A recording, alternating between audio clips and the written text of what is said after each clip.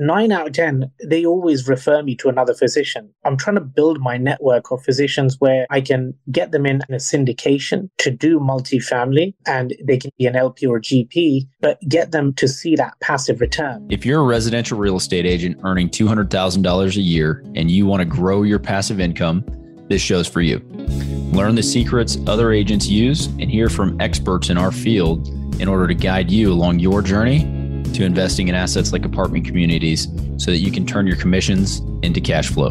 I'm Randall DeCleared. Let's go, baby. All right, agents, welcome back. It's great to have you on today. I am interviewing Ranjit Wasu today. Awesome conversation, really just diving into his past, kind of what he's working on. He studied engineering. I guess his family has a background in real estate and in business. And so he always wanted to get into that side of things. And so we talk about his transition from London to the United States, what that looks like and how he got here. It's an interesting story. Guy moves fast, so you'll get that in the interview. He focuses now on triple net leases, on medical, and he talks about how that's kind of rolled over into his residential brokerage business as well. He just kind of picks that up based on his niche in the medical office space. So really interesting conversation. We talk at the end a bit about syndication and about how he is already putting capital to work and how he has a network of capital partners who he's putting into deals that he is brokering. So it's really interesting how he's working that.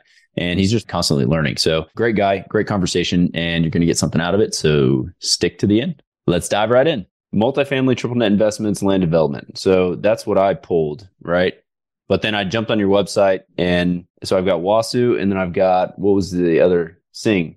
Same person. Long story behind that. So I obviously got into real estate as a residential agent. Naturally, you get licensed as that. But the funny thing is, ever since I got into it, coming from a family of physicians and a portfolio of real estate, my first ever actual transaction, so fortunate for me, was a commercial real estate deal. And it was two-way. I was selling a building and selling the business. I kind of just got more into it, but I do luxury residential as well. Got it. Okay. On that first deal, was that family?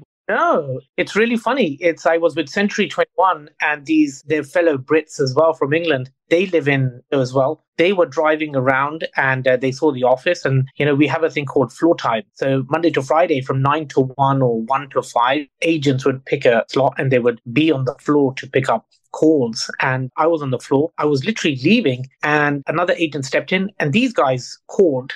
And they were like, we're from England. We've got a building here. We need to sell it, whatever. And I could hear the agent struggling on the phone. And I was like, I'm more than happy to jump in. And anyway, I took the call and they immediately connected. They were like, oh, you're from England. Well, they got the accent. And again, long story short, if it's meant to be, it's meant to be. My house in England, they live 10 minutes away from my house. Yeah. And I'm like, strange. But anyway, long story short, we got talking. They've been living here for 15 years. They own a daycare. Or they used to own a daycare, and they owned the business as well. And they have a house in Orlando. So they wanted to sell everything. And they were like, can you come out and meet? So I ended up selling the daycare business first for $150,000. It was a pretty sweet deal. Then I ended up selling the building as a lease to an investor for $720,000. And then I ended up helping them sell their house for $365,000. So I was like commercial, business. And Century 21 was technically a business brokerage as well. Did that, sold their house as well, and we still keep in touch. So that's awesome. It's just funny, how I still stay in it. Yeah, that's interesting. So give me the backstory. How did you get into real estate? What's the story? Because you're an engineer by trade or by study? I have an engineering degree from City University in England, Bachelor of Computer Systems Engineering. And then I also did my MBA in Management Consultancy. And then I also did my MBA in Management Consultancy. And then I used to work for a very large engineering firm as the head of IT. All great doing that. Then I got married. I met someone, and my wife's a Floridian. She was in England for her cousin's wedding, whom I was his best man. Uh-huh. She flew in from Florida, and she tells me her side of the story. Her parents were like, believe you me, we're not taking you to England to find an Indian guy. Just going for a wedding. Don't expect any instructions. Nothing's happening. We're going to go and have some fun. So she ended up here. I was at the wedding. I saw her, and I kid you not. So the minute I saw her, within the next 3 days, I proposed to her. It's incredible. I now believe in it. I used to be very skeptical, but love at first sight. So kind of saw her. I proposed to her. This is the funny bit, because when I proposed to her, it was over BlackBerry. I don't know if you remember the BlackBerry phone. I messaged her in person. And she said yes. A couple of days later, our parents met and all of that jazz happened. Yeah. 2 months from there, we got engaged. And then the next 4 months, we got married. And she lived with me in England for like 3 years. Dynamic things going on. Don't want to get too much into it with like families and things like that. But we thought, look, let's immigrate. So she's a Floridian, born and raised in Florida. I ended up green card and we moved over here. And then What year was that? 2014. 2014. Okay. We've been married for a while. We got 3 kids, 2 boys and a girl. We live in Orlando, Florida. Ever since I got here, we owned a couple of businesses and then we ended up selling those. And then I just kind of felt, you know what, I'm going to do what I really believe that is my calling. And ever since I was a kid, like, you know, my parents owned some real estate and you know, they've got some businesses. I always wanted to get into real estate. I just feel that is the best. And I always agree with it. It's always been the best way of creating generational wealth. So just kind of got into that and I've kind of just rose my way up. I'm just kind of curious if I've got you. Then what was you started off in residential, you got it set in residential, and then that one transaction basically clued you into like commercial, like I want to be in commercial and business brokering, or what? I mean, the thing was, that was actually my very first transaction. So I became licensed as a realtor. That was my first deal. And ever since I've been in it, a lot of my friends over here are physicians, business owners. So I kind of always was keen and intrigued about business brokerage and commercial. So in order to get there, I had to get the experience of transactions and contract writing and due diligence periods and understanding commercial. But, you know, in order to do that, I had to go through the residential side as well. So that's kind of where I started. And now it's like I've done multiple medical office transactions, built to suit. You know, we're working on some hotel deals right now. Like it just took time, but that's something that's in life. What, like you said earlier on, is you've got to be consistent and never take your eye off the ball. And the ball for me was, you know, becoming one at commercial real estate. Yeah, just show up. Yeah, constantly. I talked to a lot of agents and a lot of professionals, and the underlying. So when I talk to top producers, what I see as like a mainline metric that everyone is doing, it's like they answer their phone, call people back, they show up, and they do it consistently over time. So, you know, it's like that. And that's it. I mentor some agents as well. And they're always asking me, what do you do? How do you do? And you've literally just summed it up, because everyone thinks there's a magic to being successful. And it's not. It's literally written on the wall. You've, just like you said, you got to be consistent. And one thing about real estate, being residential or commercial, you've got to follow up. You can't just sit there and expect your clients to call you. If you're going to say you're going to call them, you call them.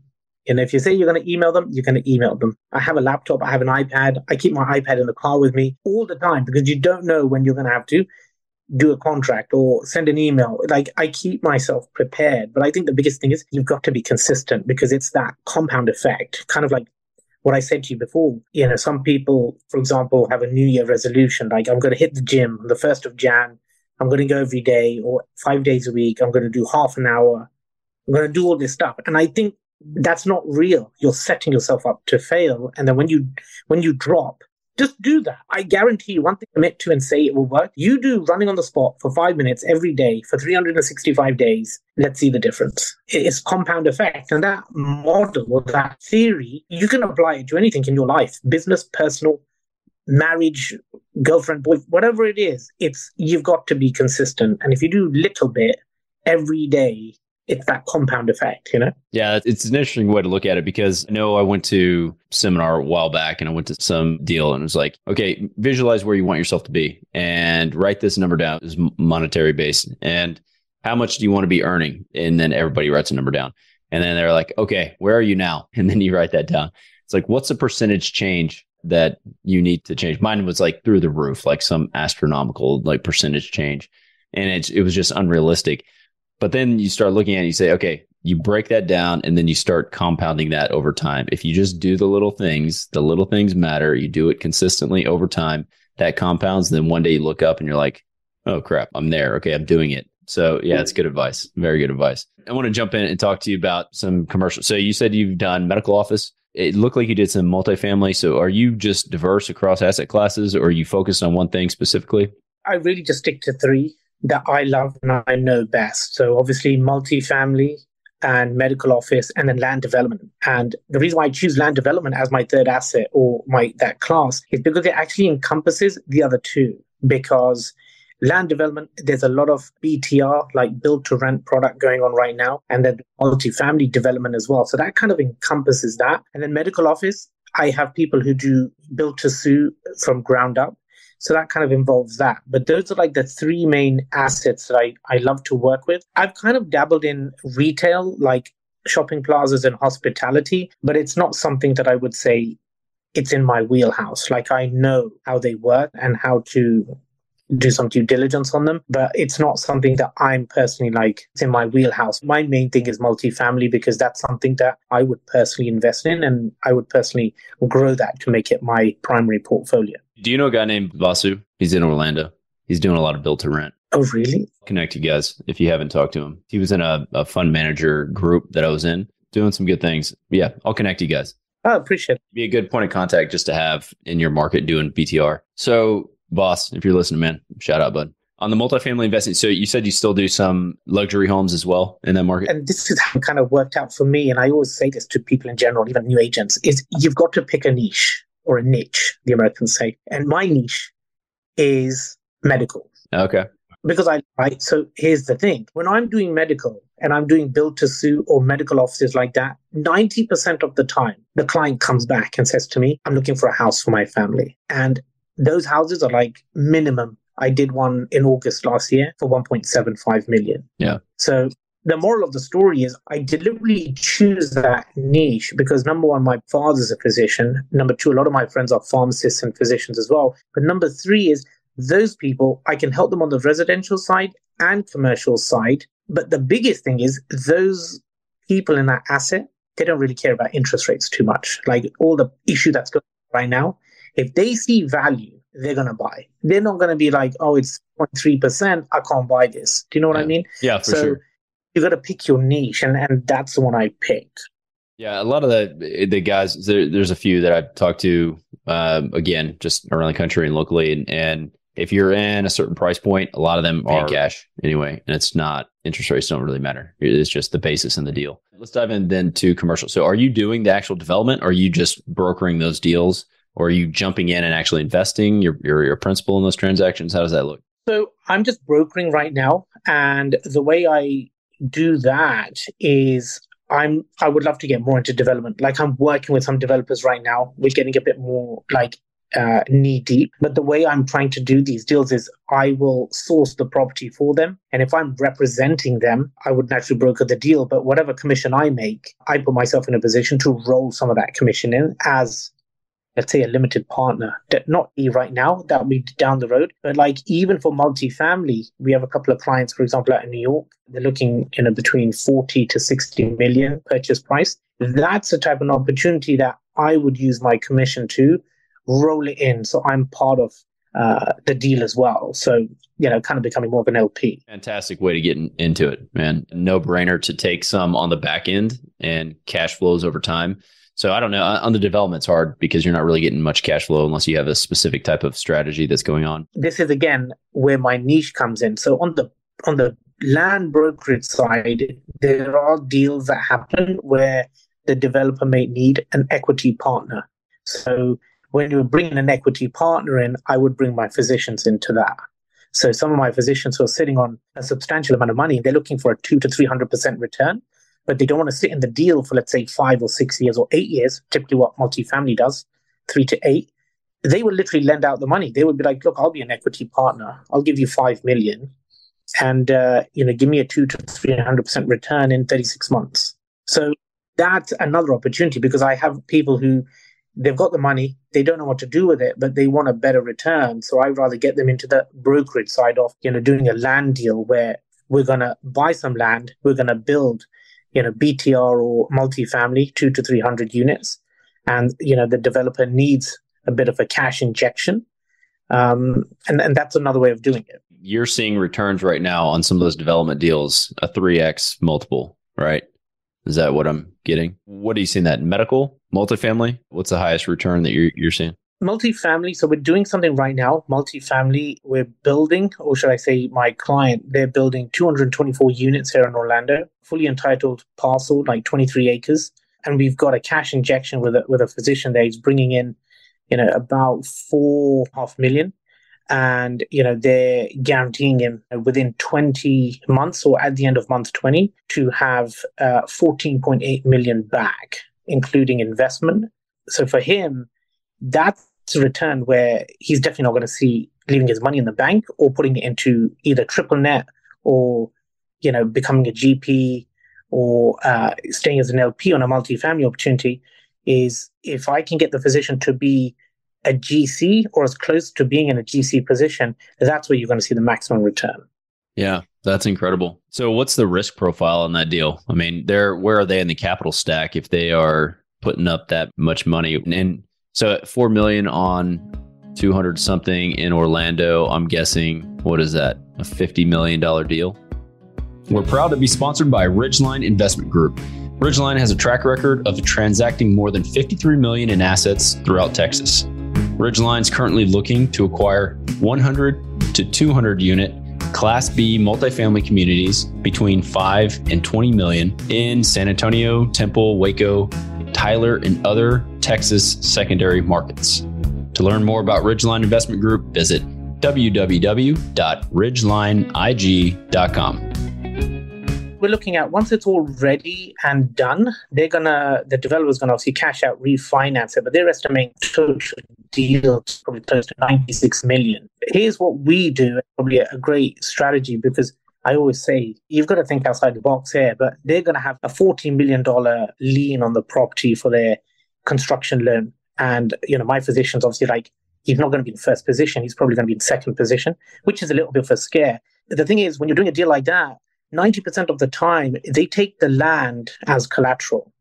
Now, because the developer has got an extensive portfolio, my client is going to actually physically own the land, as in he will be the purchaser of the land. And then we're going to another asset in the developer's portfolio as collateral. So what that means is the $40 million construction loan, if they default on that for whatever reason or they don't complete, my physician won't lose the land as what you would normally would do. Is there would be another asset by the developer that would be at risk. So we're trying to give more. So you're saying that he's buying, the owner is basically contributing the dirt to the deal. So the owner being the physician friend of yours, he bought it for $4 million. Okay, I'm going to contribute the dirt. That's my equity into the deal. But the bank still would have a lien on that property. So the bank can take that back. However, if they do, he's able to be made whole through one of the other properties, correct? You can always pick, because the bank always asks for collateral, and the primary form of collateral is the land in question. Sure. It's like, well, if you default, I can see your track record. It's great, but we just can't predict the future. But if you do default, what's my security or how am I protected? So our suggestion was, well, you've got literally a $500 million portfolio here. Why don't we use one of your other properties? And that's what the developer's considering now, is to use another property as collateral. Yeah. And you put this together? You came up with this idea, the structure? Yes. Yeah. Awesome, man. Very creative way to take it down and make sure that people are covered. Yeah. I mean, and to give type of return, 200, to walk away, they're suggesting if it takes 36 months to finish, it would be a $15.8 million return. That's including the original $4 million to my physician. But they're thinking, to be honest, we could be probably done within 20 to 24 months, and I'm thinking, well, you're getting your money back quicker. You're getting it's close to 300% return. I've never seen something like that. Yeah, I definitely have on the development side of things. Again, the risk is just a little bit higher. Buying something stabilized and something that is already performing is a much different scenario. Obviously, you're going for cash flows along the way. I mean, what I mean, in that return, I think if you have the opportunity of either investing in a land development, multifamily or triple net, if you compare it, I just think there's no return as good as that. And the reason why I say that is a lot of people, you need a plan. A lot of people get in as an LP, which is a great way to start. And I definitely don't deter that. But then as you're an LP, As time goes on and you become comfortable, the next level up is going to be a GP. And then you're kind of getting comfortable there.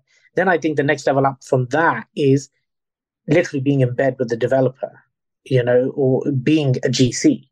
So as you go up in rank, that's how you start making more money.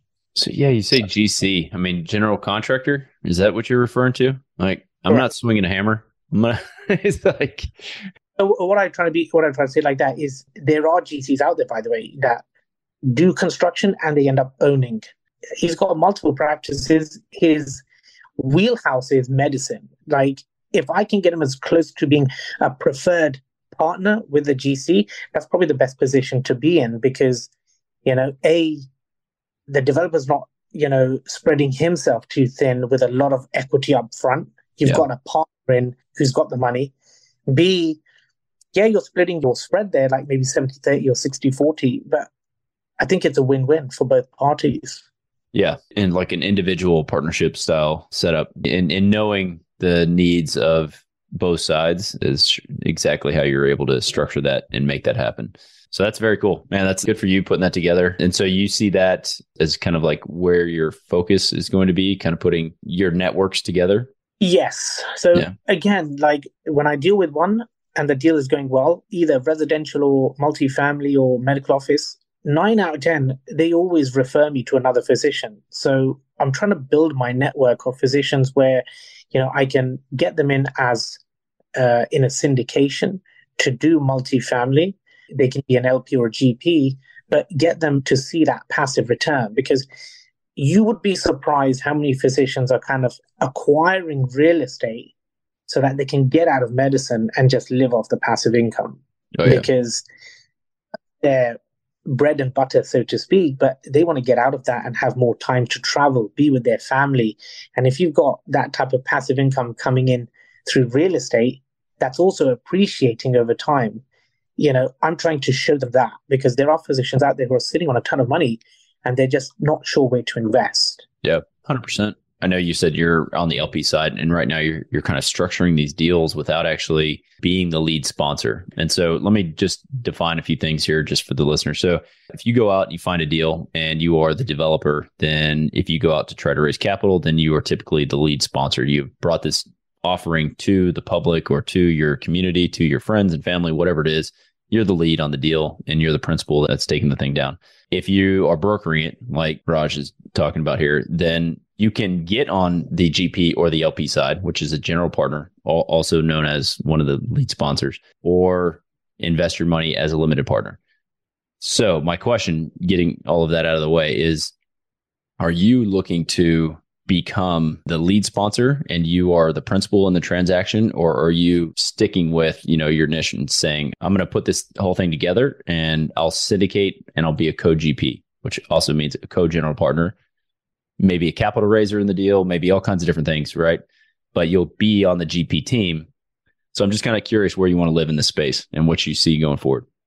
I think ultimately I want to become a GP, co-GP. I think that's the way I want to go. I'm building these relationships and funneling money into these deals that they're naturally going to grow and be bigger. But I think if I look at my vision board, my thing is I one day want to be, a GP. I think that's my goal.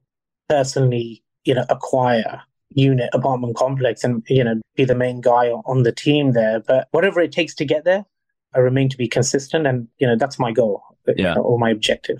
So how do you structure then? Again, so to me, a syndication, right? Just to break it down, you can have the GP, and then in this case, it's your developer, whoever's bringing that deal, putting it out, saying, okay, this is my deal, I'm putting it together. And he comes to you and he says, or you go to him and say, hey, I've got these guys, they're ready to put some money into a deal.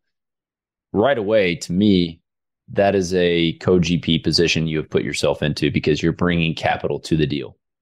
So they may be investing, your people may be investing as a limited partner in the deal, but you should, or not should, you can do whatever you want. But in my mind, just my understanding of it is you're adding a lot of value to that situation. And so you could essentially create your own syndication company where you are saying, I'm going to syndicate, I'm going to bring a bunch of my doctor friends together. We're going to have a pool of capital. I'm going to allocate that capital to these developers. And then you're running your investor base rather than just kind of turning them over to the sponsor. So have you gone down that path and looked at what that looks like to set that up? That's the plan. And Okay. I have what it looks like. I've been in talk with a couple of attorneys. I have some friends out of Texas and even Florida who are doing it right now. Some great people that I'm working with, and they've been doing it. And I'm looking at how they've done it. That's the goal. But my philosophy is like, I'm not there right now. I'm not going to hinder someone's progress or hold them back. Sure. So I literally refer my physicians to people who are actively doing syndications, like 50,000, 100,000 investments, and they're actively getting involved. But, that's how relationships are built, through trust and honesty. And, those physicians come back to me and they're like, look, we really had a great time, made some money, and we want to do it again. So again, when you are structuring it, just in the few minutes that we've got left, I want to discuss a potential way that you could structure it, or some things that you could do if you are, do I still have you? A couple of things that may help just to like build something in the background, not high pressure, not anything with your base, right? So there are a few syndication style websites or CRM portals or those sort of things that you can then take offerings and put them out to your people, right? One of them is InvestNext. I'm not getting paid for any of these, right? They're just like straight up things. Syndication Pro is another one. Juniper Squares is a relatively expensive one. It's a well-known one. But you can get some of these, like InvestNext is relatively inexpensive. For $55 a month or something, you can go and put your database in there of all your friends, family, anybody, and essentially send them a newsletter once a month or do something with them to stay engaged with them. Just kind of let them know what's going on with you. And then when you have this developer who's like, hey, I've got this awesome deal, we're working on this thing, or you've got a medical office complex and you're like, do you need to raise any capital? Then you can go through and you can create a little offering for your friends and family, depending on what style it is, right? Obviously, if the developer wants to do a 506B, it can only be friends and family. Like there's a lot of regulations. If you're listening to this is not investing advice. Talk to your attorney, do all the things you need to do, right? I'm just saying for you specifically, you could have that kind of going, and it's super inexpensive just to like have that thing set. And then again, when something does come up, you have the ability to just quickly fire it off and say, hey, is anybody interested in this? This is something that I've got. And then that's where you are building your like syndication business, that then you're able to bring capital to investors deals, or to sponsors deals. So I don't know if that is something you'd considered. What are the attorneys telling you? What like structure? That's the question I wanted to ask you. Any deal that we have, like I always by default, you have to have an attorney in your pocket, and we kind of run everything through him. So it's extremely important, and they give us advice. Like I'm not an attorney, so I really don't know too much on the legal side, but we always run agreements through them, see what they say and what they offer us as well. As you said, this is not financial or legal advice. Like if you're certain about something, seek out, more of a syndication based type of attorney. And there are attorneys out there that specialize in this. So there's a lot. I think I'm probably gonna need to do like an actual resources thing for anyone looking to do this on their own. When I'm looking at doing this, I don't know how much this is going to be a public offering.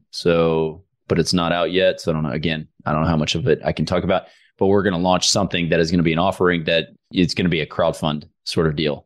And so I'm excited about that because there's a cap on the limit you can raise, and it probably doesn't work for a lot of transactions, but because it's a single family based fund that we're going to be doing, we can do these tranches of funds at the cap and then just roll those every year. Again, on your front, if you are just pulling people together and your network together, you go to a guy like Voss, like I'm talking about, or anybody that you're working with and say, hey, I've got a pool of capital. I want to put it in. What kind of terms are you offering your capital raisers? Like that's the question. And so how much of the GP split are you going to give up for me to bring my money to the table, or my friends and family money to the table? And then you have that conversation. It's a negotiation at that point. Yeah, but great way to get into it and be on the co-GP team. You know what I mean? And we're trying to do something similar like that on other projects, like more like healthcare, biotech. I don't know if you're too much familiar with the solar panel space. There's a lot of big stuff happening there. We're trying to raise some capital on those projects as well. This whole capital raising idea is not purely just for syndications and for real estate. I've got a few other projects that we're trying to raise money. I think these are great channels to do that.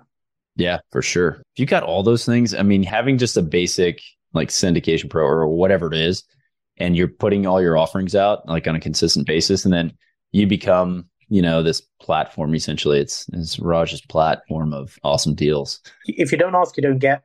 And same thing in life. Don't try, you're not going to get anything. And I don't want to be that one person sitting there 10 years from now saying, damn, what if I did?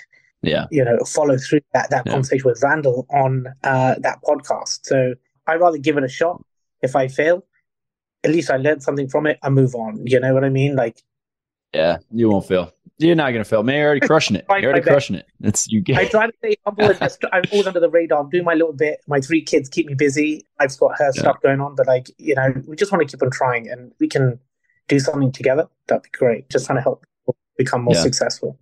Yeah. Awesome. All right, man. Well, let's wrap it up. I'm going to ask some questions. Sometimes I ask, sometimes I don't. I've got what's your favorite pastime not related to real estate? You just talked about families. Playing soccer with my kids. They're born and raised in America, my kids, like me from England. I'm an Arsenal supporter. So they're always asking, what soccer, I know, don't nod your head. What soccer team do you support and stuff like that? So my kids are with, Messi, PSG and all of this. And they're so keen. So every Saturday or even on the weekdays, like Wednesday, we go to the local park just to kick the ball around. So I enjoy that. That's kind of my thing. That's awesome. My son will fight you though, because he's a Man City guy. Oh God, he's all about all in. Where do I hit leave? Yeah, and man, that's awesome. Yeah, he's 5 and he's all about soccer. He would correct me and say football, but I tell him about the time that I was in Europe when the World Cup was on, and I was in Italy. So coming from America, play football, and not really being into soccer as much. I always wanted to play, but it kind of messed up with the football off-season training. But then going and traveling to Europe and seeing the World Cup and seeing the city would shut down. The entire city would shut down. Everybody's watching the game. Everybody's supporting their team, right? I was like, this is incredible. And so I tell him about that, and he plays soccer nonstop. So but Man City all the way. So no way. I'm sorry. I think this is not going to be a good relationship right now. Yeah, funny. All right. So to that point, I like to, ask a little positivity question too. Just what's the best thing that's happened to you or your family in the last couple months? Yeah. I mean, I think the best thing was I'm so all about education. Being in Orlando, I've been struggling to get my kids into a better school. And finally, I got all 3 into Orlando Science. Awesome. I think that was a blessing there. I'm all about education and, doing your best and studying hard to become someone better. And I think it's a blessing that when we study and we've achieved so much, I want my kids to achieve more than me. And I think that starts with education. So I'm just happy that they finally got in. All 3 of them are together. That's a blessing for us. Yeah, great. Congrats for that. Yeah, it's a struggle. Just picking schools. My wife has been handling most of that for us, but it's just always getting through that whole process when they're, So congrats. That's good. Thank you. Who's 1 or 2 people that you can think of that's been most influential to your success or your thought process? Or my success. So you've heard of Michael Blank? Yeah. He's a great guy. I follow him. And he's definitely giving me a lot of advice. I help what he's doing. A level of knowledge. I really follow what he does and how he set up his business. And more importantly, putting that aside, I think my best advocate has to be my wife, because she's always telling me, stop being a fool, just go for it. And I'm a very 50-50 guy. Sometimes I'm always hesitant. Shall I do it? Shall I not? Shall I wait? She's like, what do you got to lose? Just go and do it. Worst case, if you fail, who cares? Pick yourself up. And she is a major social media food influencer. She's a major blogger on food stuff. And the amount of success she's achieved, she started from a hobby 4 years ago, and now she's one of the largest food bloggers in Orlando. And I look at her, and she gives me inspiration, because she didn't give a rat's ass about what's going on. She just went and did it. But sometimes I'm doing these deals, I'm trying to learn to progress something. She's like, what's the worst you've got to lose? Just go and do it. That is fantastic. Good place to leave it for sure. Shout out to your wife. Okay, thank you so much. I appreciate it. Surprisingly, most of the agents we speak with got into real estate hoping to gain passive income and become work optional. However, only 1 in 5 ever start investing. Most are simply too afraid to start. Once you get educated by listening to this show, You'll be able to overcome that fear and become the 1 in 5 who are finding financial freedom. Don't miss a single episode. If you want to stay up to date, the best way is to make sure you're subscribed. So if you haven't done that, go ahead and do it now. And we'll catch you on the next episode.